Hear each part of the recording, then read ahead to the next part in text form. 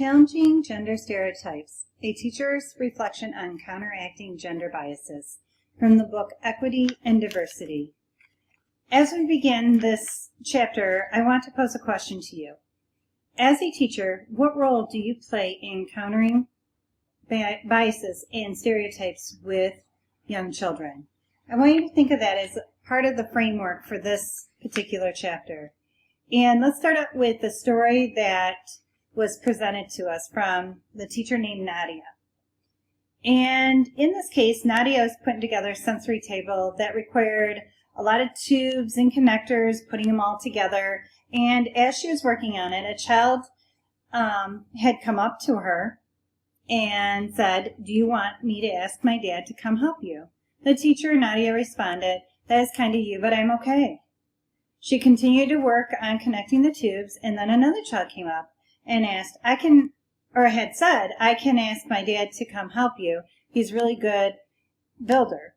And again, Nadia responded, "Thank you so much, but I can do this on my own." Shortly after that, a third child came up to her and said, "Should I go get Randy to help you? He is really strong and he likes building things." Have you ever had a moment or a situation that was similar to this, where you were challenging gender stereotypes, whether subconsciously or unconsciously, and having the children respond to it in an unintended way? And I think that's what Nadia really did at this point, was to stop and think about that. That, are we unintending reinforcing gender stereotypes? Are we using the excuse that that's the way it's always been? Or we know that children learn from others. They watch, they're very observant, and they pick up all of those stereotypes. And how do we go about breaking those stereotypes? To say that girls and boys are equal, that they can go ahead and do the same thing. They have the same capabilities. They have the same drives as each other. That one is not more important over the type of work that needs to be done. That's why it's really important to offer gender-neutral classrooms for children. Making sure that we also are watching how we state things to children, or what we say to children. In Nadia's reflections, after reading that story of the sensory table and, thinking about how would you address the issue? How would you respond to the children?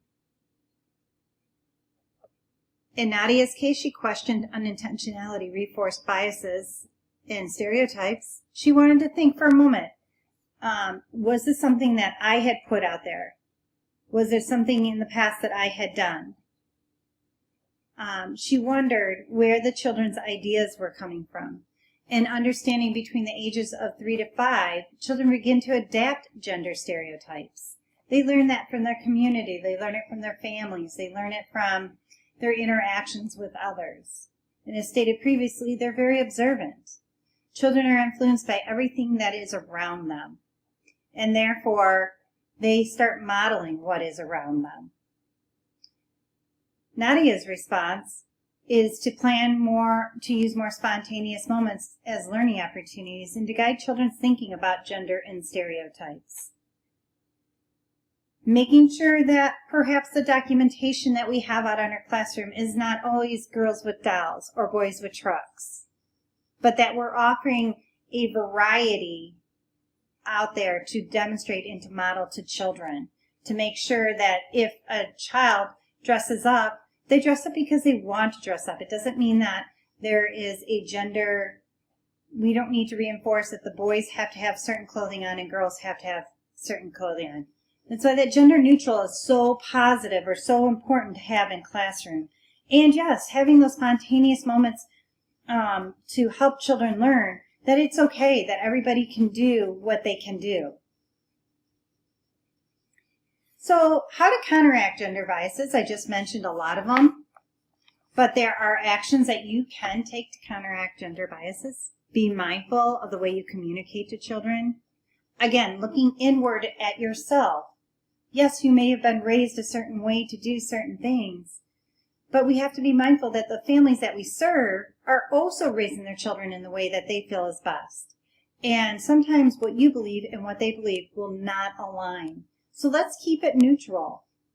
Be aware of the generated messages and images and materials that we are putting out.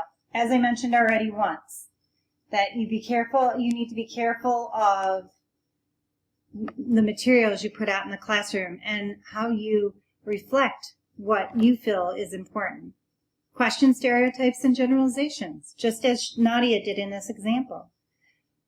3 children offered male support for her putting together that sensory table, and each time she was confident in letting them know that she can handle it. So she was modeling behavior that challenges those stereotypes.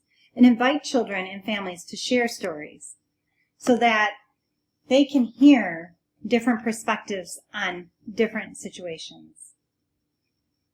Overall, we need to make sure that we observe the children to see whether their play and interactions reflect stereotypical gender roles and gender biases. Notice and reflect on how children see that girls and boys are capable of doing anything they set their hearts and minds on. And I think that sounds like a great foundation for working with children in counteracting gender biases.